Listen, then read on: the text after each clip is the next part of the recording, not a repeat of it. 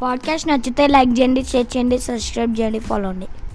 పులి పిల్లలు కూడా పులిలాగానే క్రూరంగా ఉంటాయా, మరి మంచిగా ఉంటాయా, అవి మంచివేనా అనేది ఈ కథ ఒక చిన్న కథ ద్వారా తెలుసుకుందాం. అడవిలో పరిగెడుతున్న తన తల్లిని వెంబడిస్తూ తప్పిపోయింది ఒక జింక పిల్ల.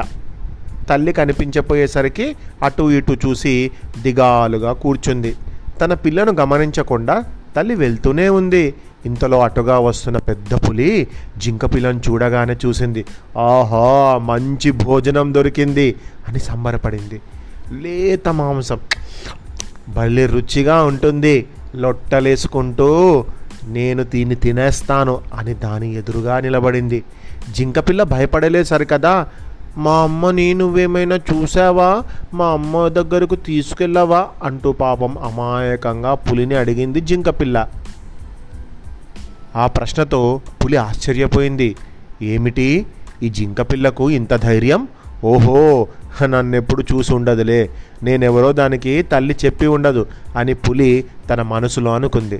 అయినా ఇవన్నీ నాకెందుకు, మంచి భోజనం అయితే దొరికింది. కొంతసేపు దీన్ని ఇలాగే ఉంచితే పిల్లను వెతుక్కుంటూ తల్లి కూడా ఇక్కడికి వస్తుంది. అప్పుడు దాన్ని కూడా నేను చంపి హాయిగా అరగించవచ్చు. నా పిల్లలకు కూడా సరిపడా ఆహారం దొరుకుతుంది అని తన మనసులో అనుకుంది పులి. ఊహించినట్టుగానే తల్లి జింక తన పిల్లను వెతుక్కుంటూ వచ్చింది. పులి ఎదుట తన పిల్లను చూడగానే భయపడింది తల్లి జింక. ఓ పులి, దయచేసి నా బిడ్డను వదిలిపెట్టు, లోకం తెలియని అమాయకురాలది అని వేడుకుంది తల్లి. అమ్మను చూడగానే అమ్మా అంటూ నవ్వుతూ ముందుకు వెళ్ళబోయిన జింక పిల్లను తన కాలితో గట్టిగా పట్టుకొని, ఓ జింక అని గట్టిగా అరుస్తూ, వేటాడడం మా ధర్మం, పాపం పుణ్యం అంటూ ఏమీ ఉండవు. కావాలంటే నీ పిల్లను వదిలేస్తాను, అందుకు బదులుగా నువ్వు నా ఆహారం అవడానికి సిద్ధమేనా అంది పులి. కానీ దగ్గరకు రాగానే పిల్లతో పాటు తల్లిని కూడా తినాలనే ఆలోచన దానిది. ఆ విషయం గ్రహించక, సరే నువ్వు తిను, కానీ నా పిల్లను వదిలేయి అంది తల్లి జింక. నువ్వు మాట మీద నిలబడతావనే నమ్మకంతో నీ దగ్గరకు వస్తున్నా అంటూ పులి వైపు అడుగులు వేసింది తల్లి. ఈ విషయాన్ని మొదట నుంచి దూరంగా ఉండి గమనిస్తున్న పులి పిల్లలు తల్లి దగ్గరకు వచ్చాయి. తల్లి జింకను చంపిన తర్వాత పిల్లను తమ తల్లి తినేస్తుందని వాటికి తెలుసు. అందుకే, అమ్మా దయచేసి ఈ అమాయక తల్లి పిల్ల జింకలను ఏమీ అనొద్దమ్మా, ఎందుకంటే మొన్న మేము కూడా ఇలాగే అడవిలో ఒంటరిగా ఉన్నప్పుడు ఒక తోడేలు మమ్మల్ని చంపడానికి ప్రయత్నించిందమ్మా. ఈ తల్లి జింకే దాన్ని నుండి మమ్మల్ని రక్షించింది.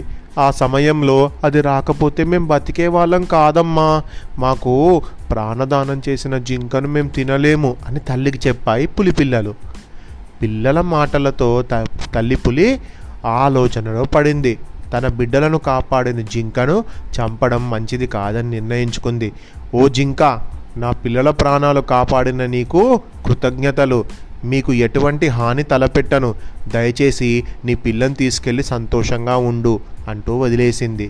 ఎంతో సంతోషించిన తల్లి జింక తన పిల్లలను దగ్గరకు తీసుకొని ముద్దాడింది.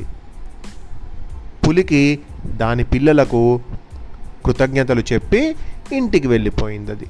అయితే ఎంత ఆలోచించినా తల్లి జింకకు మాత్రం పులి పిల్లలకు ఎప్పుడు తను సహాయం చేసింది గుర్తుకు రావడం లేదు.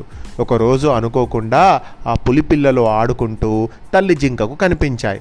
వెంటనే వాటి దగ్గరికి వెళ్ళి, మీరు మా ప్రాణాలు కాపాడారు, అందుకు మరోసారి ధన్యవాదాలు.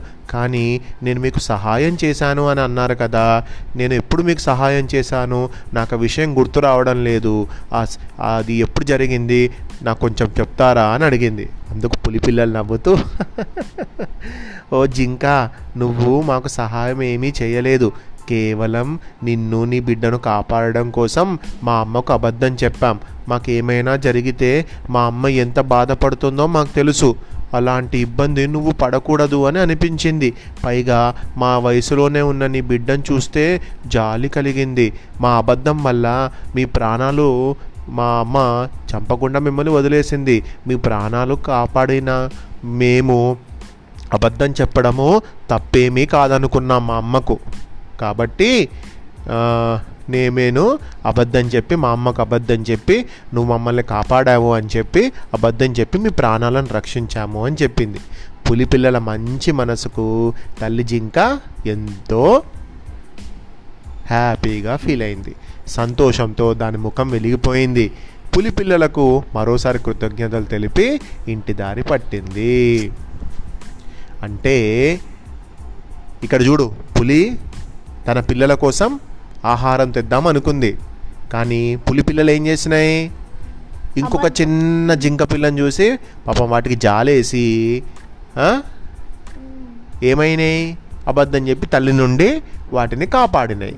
అంటే క్రూరంగా ఉన్న వాళ్ళల్లో కూడా మంచి అంటే మంచి మనస్సు అనేటువంటిది ఉంటుంది. అందరూ క్రూరంగా ఉన్నంత మాత్రాన మంచి మనసు లేకుండా ఎవరు ఉండరు. ఇంతటి చక్కటి కథను రాసిన వారు వడ్డేపల్లి వెంకటేష్ గారు.